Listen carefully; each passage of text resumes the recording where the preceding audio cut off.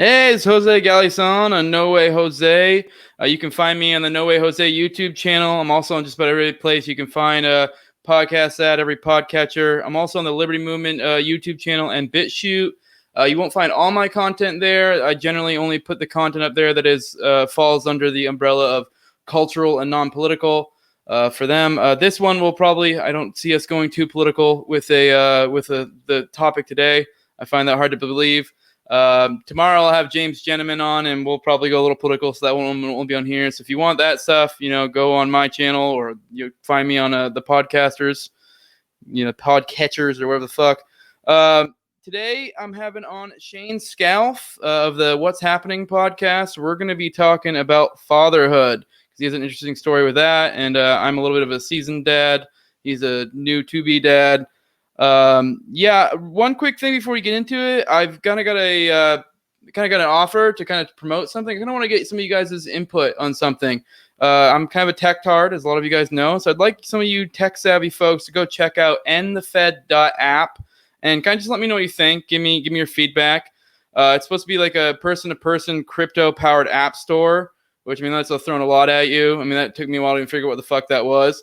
But it's so, and I kind of thought it was really interesting because, for one, it's very agoristic. And a lot of you guys know I'm an agorist. And I really, especially in light of recent events with Parler and such, it's kind of makes a lot of sense to be like, we need to diversify out here. And if you can cut the Fed out any way possible, that's fucking awesome. So with that, I'm going to go ahead and bring on Shaine, and we're going to shoot the shit for a little while. I hope you guys enjoy it. What is up, Shaine? Hey, what's going on? What it do? So I want to go ahead and have you introduce yourself to the audience so they can get a taste of who you are and what you're about and what you do, and then we'll get fucking into it. First, thanks for having me on. Really appreciate it. So thanks for the invite. As you said, my name is Shaine, and I co-host a podcast called What's Happening with my wife, Nico. Mainly current events, and sometimes we put in a little weird news there as well to kind of, sprinkle in a little different stuff in there. And then, I guess you can say, well, at least nowadays I'm a dad joke tweeter or poster or whatever. And so you get those reactions. It's pretty funny. And just someone that kind of checks out what's going on in the world. That's pretty much the whole point of our podcast, is kind of just giving our take and our reaction to what's happening in the world today. Hence the term in the name of the show, What's Happening. Hapa, for those who don't know, Hapa is another term for half Asian. So I'm half Asian and she's half Asian, so that kind of fits well. Some people thought it was a Hapa podcast, as in we just talk about Hans Hermann Hoppe all day. Maybe for an episode we might do that sometime. Who knows? But yeah, that's kind of our podcast and what we do. Just have fun, and yeah. Yeah, we'll do a little physical removal type stuff. That's what you guys do. Enrage all the lefty libertarian types. Yeah, for sure. Yeah. Yeah. I thought it was funny. I was actually thinking that it's kind of aside. I just thought it was funny you brought the dad joke thing. And it's like, the older I get and the older my kids get, the more I am like, God damn it, it's all these stupid dad jokes. But it's like I'm just not able to put my best content out with them. Yeah. Because it's like I can't throw the fucks and shits around with a kid. Yeah. So the reason I had you on today is because I knew you were a dad to be, and I heard you had an interesting story. You guys will kind of go into it, and we'll riff on that and have some fun. I'll go ahead and let you tell your story and go from there. I won't divulge too much. Let you go from there. You have an interesting story on how you made the baby, if you will. So I'm gonna try and recollect and remember everything, because it's been quite a while. It's been a long journey, as you can say. So I believe it was November or December of 2019. Kind of found out that I didn't have. I guess there's this term it's like azoospermia, which basically means you have either like low count sperm or we have no sperm at all. And so, when as a guy, it's when you hear that, it's probably not the best news to hear, because when you come on this earth or whatever, kind of one of the points of being here is to procreate, as they say. And so when I heard that, and when my wife heard that, we were both pretty devastated and kind of like, well, now what are we going to do? We were kind of lost. So I guess long story short is we kind of looked at other avenues of what we could do. So we talked to a specialist, an infertility specialist. And so we kind of talked to them about that. And she was like, Nico, she was all in on this. She was like, okay, I got to figure out what's going on. Maybe we can help with your diet, or maybe we can have some vitamins or minerals or something like that, some supplements to help with that. And when we kind of found out about all of that, because mainly when they hear about sex or, making a kid, it's basically, boom, bam, boom. That's it.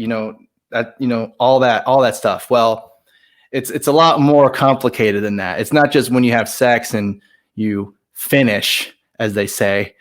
It's not just automatically, oh, they're pregnant now. That's not how it works. 100% of the time. Probably not even 50% of the time. It doesn't even work like that.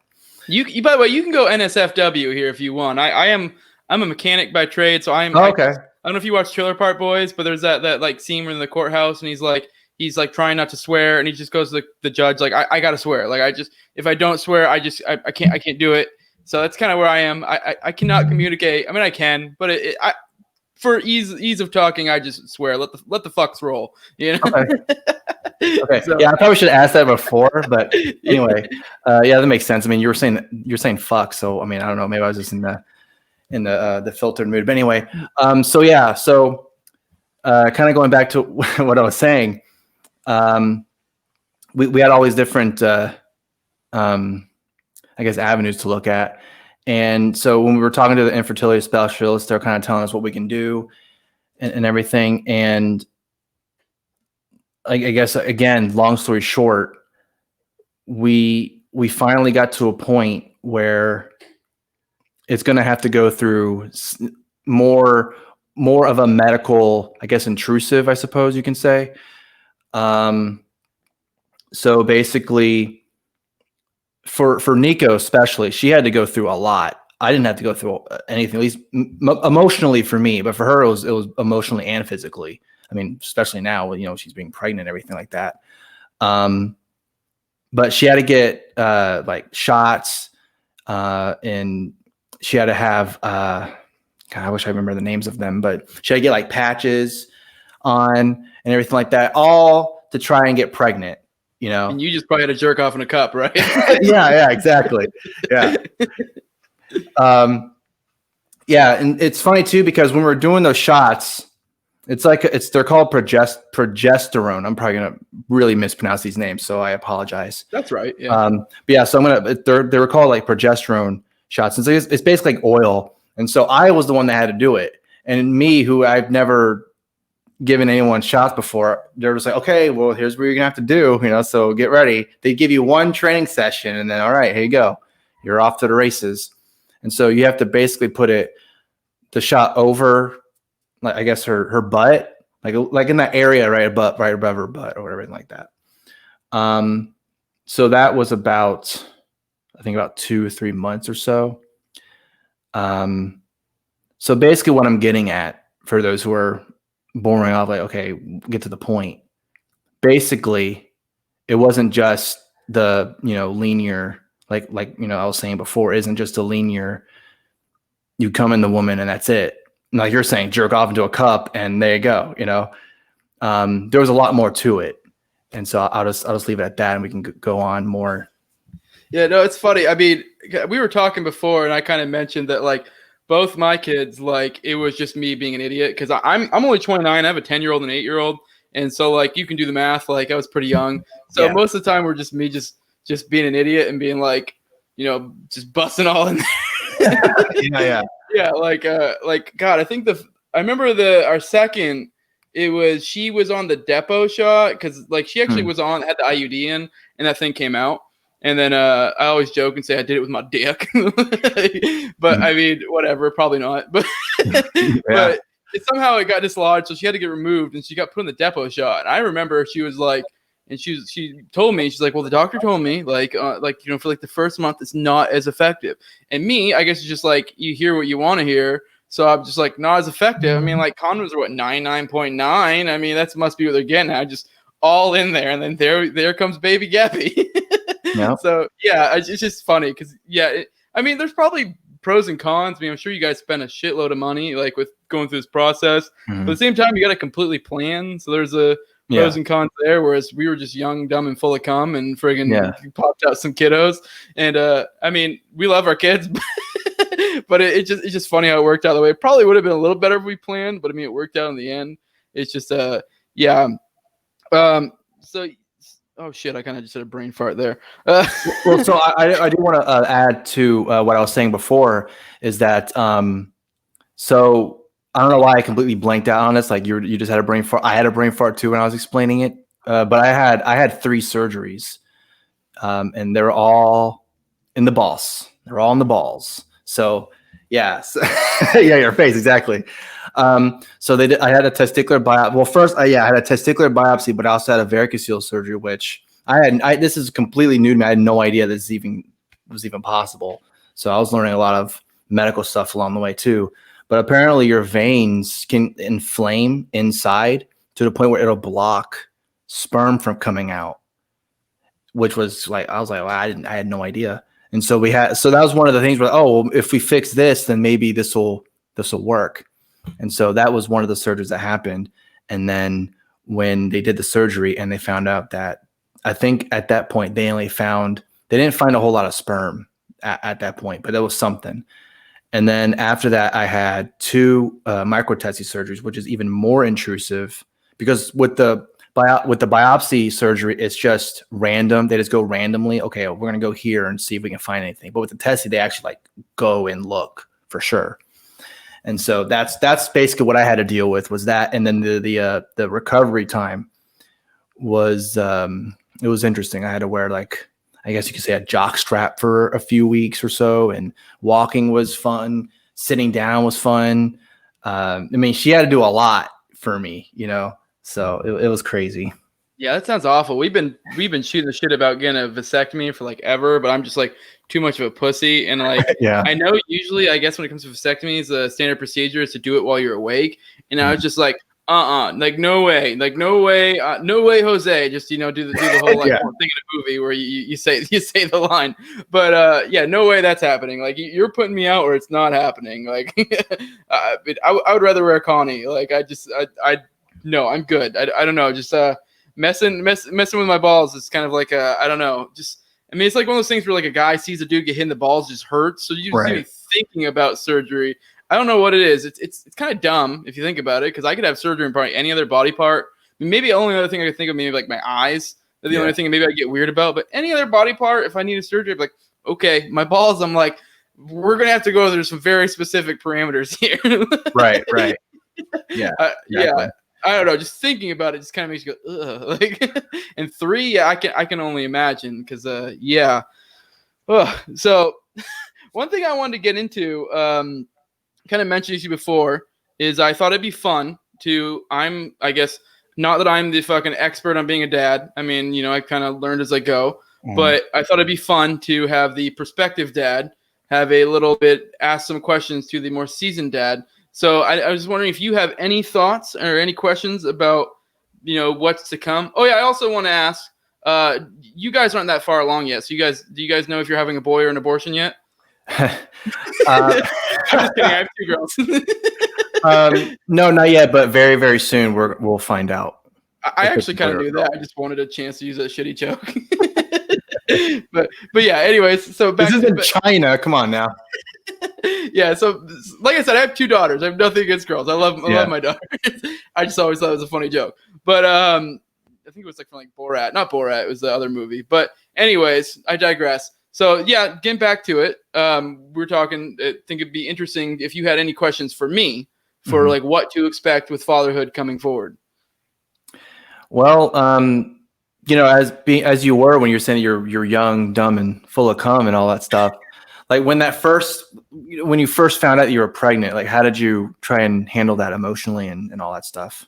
Well, I'm the kind of person who just shoves shit down deep. and then just forget it exists. Yeah. And I've heard that's the healthy way to deal with things. So I don't know. I mean, I was happy. I was excited. I mean, I was married. It's funny because like when me and my wife got married, like we got married super quick. So and then like almost immediately after our daughter, we conceived. So like everyone, like I know everyone just immediately, all the rumors flew. They're like, oh, he must have knocked her up. But no, I actually did marry her and knocked her up. So like, I mean, don't get me wrong. In retrospect, I would have liked to have had a little more time just to have fun, to be like a couple and just, not have the kids thing. I mean, I love the kids, but kids are kind of a pain in the ass, but they're awesome. Like they're the worst, most awesome thing ever, if that makes sense. So like, yeah. So and they're definitely put a hindrance in a relationship, especially an early budding relationship where you're still very enamored with each other and having lots of fun. Yeah. Yeah. So that kind of put a kibosh on a lot of the debaucherous fun we were having at the time. So because on comes morning sickness and so on and so forth. So yeah. Shit, I already rambled too long. I forgot the question. What was the question again? Well, no, it was just how you handled that, when you first found out. Yeah. Yeah. I mean, I was happy because I was married, but it was just like, I guess I just didn't know what I was getting into. I was young. I mean, I was super excited about having a kid, but like, I was like married to someone I love. So like, but it was still a very early relationship, a very young relationship. So it's still kind of like, I don't think at the time I had those things, but later I was just kind of like, it would have been nice to have a little more time, which it seems like, I don't know how long you guys have been together, but you guys have definitely had that time. Yeah. So, I mean, you guys have, I'm sure, I mean, I don't know your relationship, but I'm sure that like honeymoon stage is kind of eased out a little bit. So it's like, whatever, we're going to have some kids now. Yeah. Yeah. It's at that point where we're kind of just like, we're ready. And I mean, as ready as you can possibly be, because you can say that you're going to prepare and everything like that. But even when it's happening, you're like, oh shit, like, I don't even know if I'm prepared enough or if I'm ready, So I think anyone that says, oh, I'm 100% ready for this. And it's like, okay, well, we'll see, we'll see how that works out. That's my mindset right now, is just, making sure that she's okay. And that's another thing too, is like with her being the sickness and everything like that. Did your wife, when she was pregnant, like, did she just, it seems to be a stereotypical thing. It's always the pickles. Like, what is it with the pickles? I don't know. I don't remember I think there were different cravings for each pregnancy, but it wasn't the same thing every time. I know that is like a common thing is pickles. Yeah. I know fucking the second pregnancy, limes. Like, I don't know why my wife was obsessed with limes. She would wake me up at like 1 a.m. and just like, and like be like, go get me limes. Like, luckily we lived like right next to a grocery store at the time. Yeah. So it was just like a minute drive, but it's still like, woman, I have work in the morning. And like, but it would be one of those things where she was just being irrational. Like, I need limes. Like, it's like, you did this to me. I'm like, okay. Yeah. I'll get you limes. And yeah, she got limes. So, but yeah, no, it was I don't know. It's definitely an interesting pregnancy. Is just weird. I don't know. I just, both of them, just the hormonal craziness that went on during that period of time was just ridiculous. So, I mean, you how far along is Nico now? I believe it's almost 10 weeks now.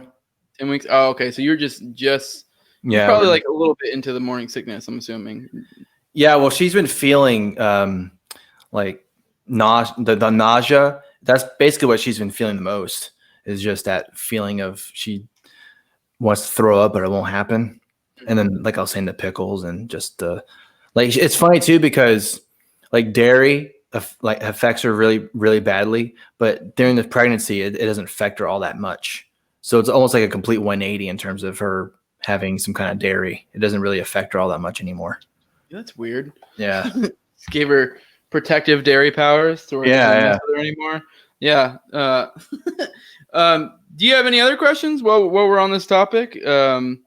I think I had an aside I want to go down, but I just completely forgot. I'm just spacey a day for some weird ass reason. Didn't get a whole lot of sleep. Oh, go ahead with the side. Yeah, we can go on the side. I completely forgot. I might come back to me here in a minute, but I can't think of it at the moment. Yeah, it might come back to me.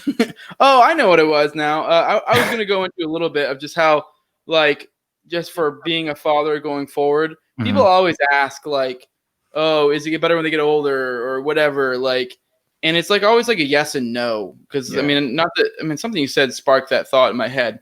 I don't know what it was, but Like it's different. For example, my oldest daughter is 10 now, and so she's like kind of starting to get into that teenager phase, and it's really fucking frustrating. Yeah. So it's there's different challenges at different ages. I mean, it's kind of nice that my kids are like very independent, but it is like now I have to deal with other stuff. They're like more emotional and have more needs in that way, and like yeah, it's a whole thing. Another thing I want to get into is that we kind of run the same circle. So I'm assuming you've kind of gone to peaceful parenting a little bit, or you've been looking into it, or no? Have you guys have thoughts on that matter, or not really? Well, I believe that's the way we're going to go. Good. Yeah, I've heard about it and I've seen it mentioned before. I know, like you're saying, the same circles. I know that Stefan Manu was a huge advocate for it. I know Luis J. Gomez as well, and Dave Smith too. So I hear it all the time. So that's the way we're going to be going. At least I really want to go down that path because kind of how I was raised, peaceful parenting wasn't always 100% the main thing, I guess you can say. And I really don't. I want to try something different, So Yeah, no, that's probably like one of my biggest regrets is. I mean, I employ peaceful parenting now, but my children, when they were probably, I mean, not like super young. I wasn't like spanking my kids when they're babies, but like, I don't know, probably like 2, 3, 4-ish. I was. I mean, I don't feel like I was too heavy-handed, but looking back now, that's probably one of my biggest regrets. Is I mean, that was just kind of how I was raised, and I didn't see anything wrong with it, and it's like. Right. It was one of those things I just kind of through logic was like, that's not okay. And yeah, and I see now, I mean, I do see some behavioral things that I think could have stemmed from that. So, I mean, like you employ that violence essentially in their heads. And it's like, you kind of, I don't know, you can kind of, I don't even know how to explain it. You kind of see that present itself later to where, no, it's almost, I guess, just doing shit to kids like that young of an age. I think it has an impression. And yeah. Yeah, it makes it where it kind of gives them like you were saying, it gives them the impression that it's approved to, well, the only way I'm going to be able to make you do what I want you to do is if I spank you or hit you or something like that. And then if you keep doing it over and over again, they're going to well, I guess the only way I'm going to be able to do what I want other people to do is if I hit them because my parents were doing it. So I don't see what the problem is. And then, if that continues down that path when they get older, then who knows what's going to happen down that road. Yeah. One thing I did want to go into, I was kind of just, I mean, this will lead into another point I have later on, but I wanted to see, just kind of curious, like, do you and Nico have any concerns with having children in this current climate with all the craziness going on? I mean, that is a real concern. Yeah, it's something that, I was kind of thinking like, man, because all the stuff that's happening, especially because it's funny too, because, 2020 is supposed to be this bad year, but now everyone's like, I want 2022 to come back, or, 2020, remember those good times. And, even with all the, I guess, bad stuff you can say that's happening, we're trying to just focus on just us and the kid. And we're going to really try and do our best. And that's I want to emphasis on that. Try our best to make sure that they don't get so dwindled into all the bad stuff that's happening around them. I'm not trying to say like they're never going to go outside ever again. None of that stuff. But, it's something that, I mean, you can probably say that about any time when you have a kid and you say, well, why are you bringing your kid up now? And then these people too, where it's like, well, if you're bringing up a kid now, then that just means that you're trying to, I don't know if you've seen some of those people that say if you're trying to raise kids or trying to get or have kids now, then you're just some evil person or whatever. I'm just like, okay, whatever. Like, I don't know what happened with you. I mean, like I said earlier, we kind of run the same circles. My concern is not that. My concern is I think we're in for some serious tumultuous times here soon. But I mean, as I've said, and I mean, especially in some of my content that's on only exclusively on my channel, I've kind of gone into a little bit of how I think that the future going forward, that I think that it's going to create more of a divide. But if you're on the right side of the divide, you're probably going to be all right. So if you are setting yourself up to be more independent and to not be on the teat of the system, if you will, I think you will be in a good place. And you will most likely probably even thrive in the situation going forward. But so actually I'm kind of the same headspace as you. Is like, as long as you make sure you got your shit together and you're on the right path, I think you'll be all right. But I actually have another question I want to ask you. Is that when you're teaching your kids, when you give them in school, like are they homeschooled? Do they go into government schooling? Like what's going on with the education?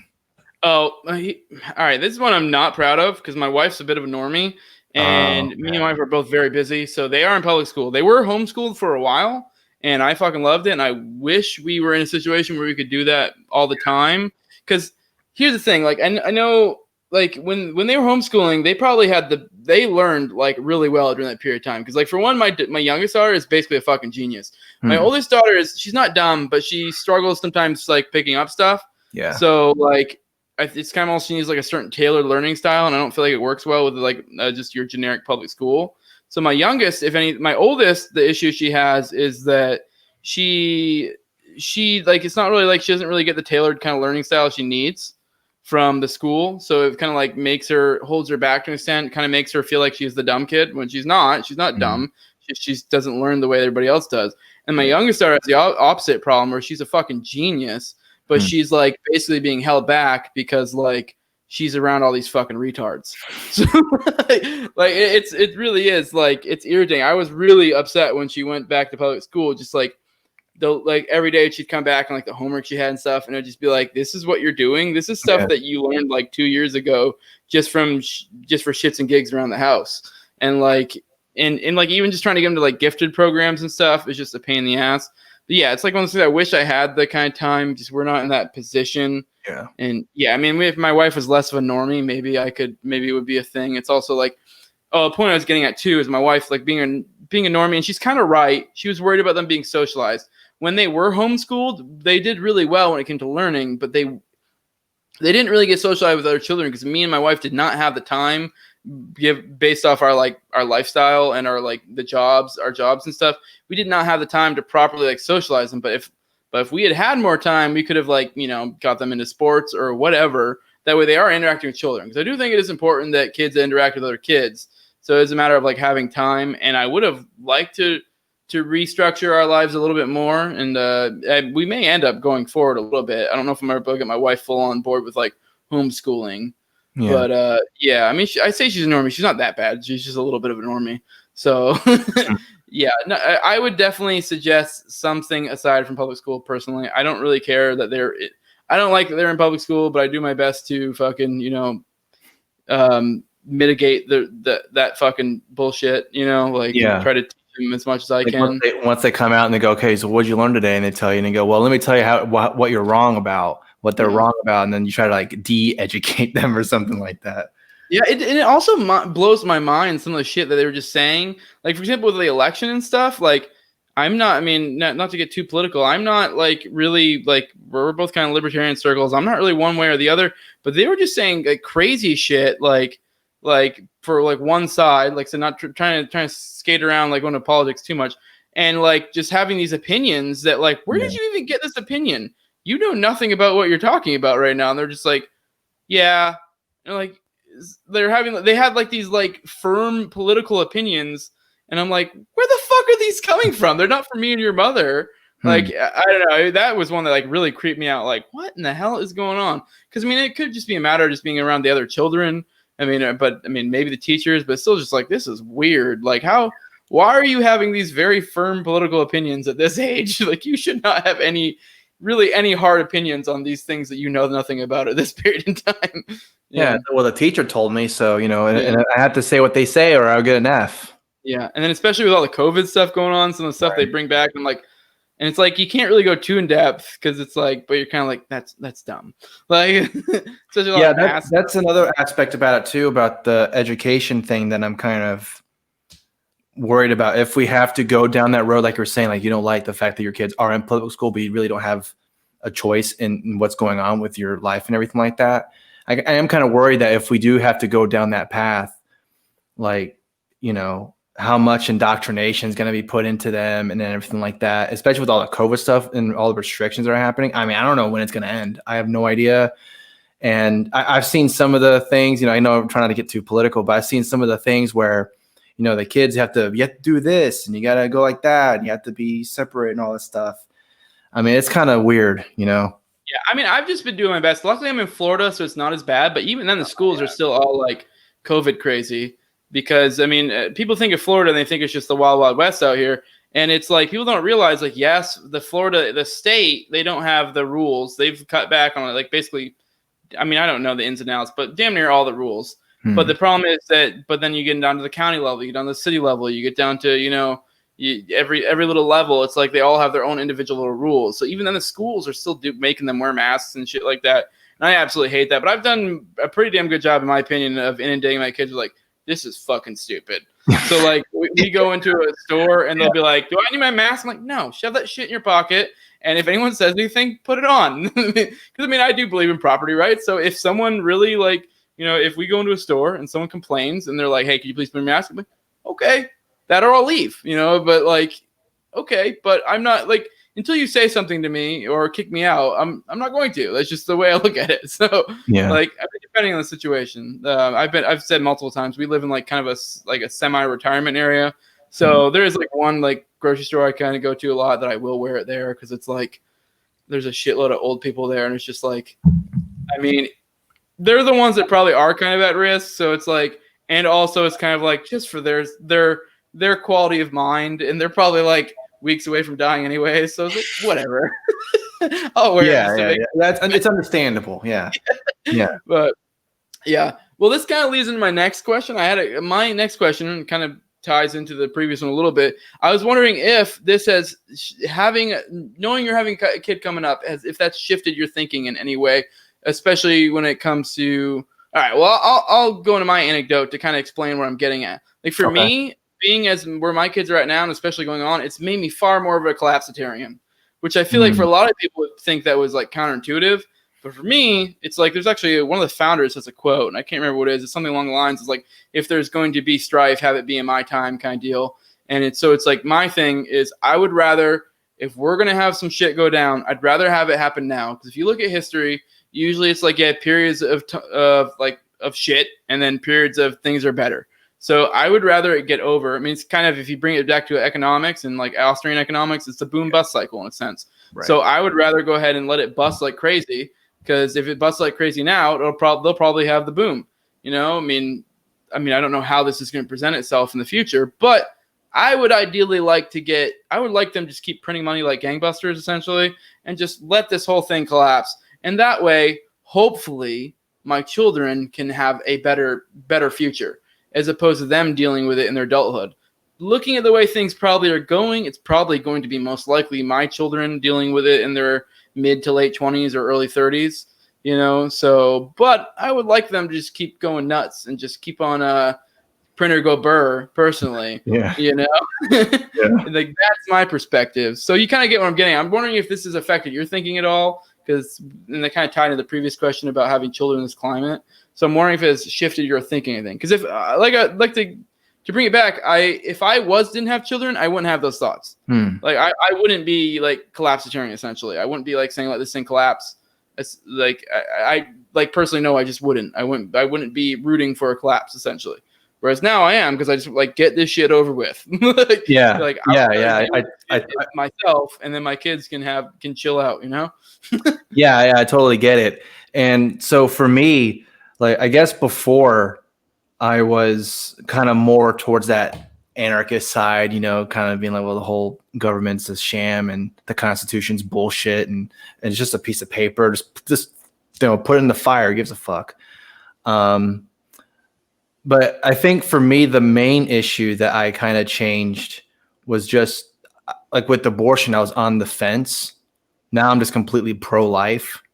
So that's kind of where my thinking shifted, because when you see that embryo, and then you see when you see that first ultrasound and you see the baby moving around, you're going, wow, that's pretty crazy how there's a life in there, inside my wife. And it's mind blowing how it, you can go from, I don't know, I'm not really sure. I mean, I get both sides and everything like that, but now I'm just like, I don't know how you can look at that and just be like, yeah, screw it. Who cares? So, and I wish it hadn't taken that personal experience, but also at the same time, I am glad it did, because I can see the life and just be like, this is incredible, and I know for my wife, it's gotten her more into her faith, and I'm trying to get into that as well. I never really grew up with with I guess being in a faith type of household, so I never really grew up with that. And so I am kind of going more towards it's small steps, but I am getting into it. But she's all in on it, so I'm happy to go with that path with her. But yeah, for sure, the whole just seeing that life in general, this really kind of made me more pro-life. And I don't even really like the whole term pro-life and pro-choice, but that's a whole other issue and a whole other thing. Yeah. I was actually thinking that as you're saying that, because I don't like the pro-life, pro-choice, because I actually can completely go full autism on this. And like, I'm actually, if you have to put me in one corner or the other, I would probably be pro-life. I'm actually with you. And funny thing, you brought up faith. I'm an atheist as well, but I come from this position, not from a position of faith.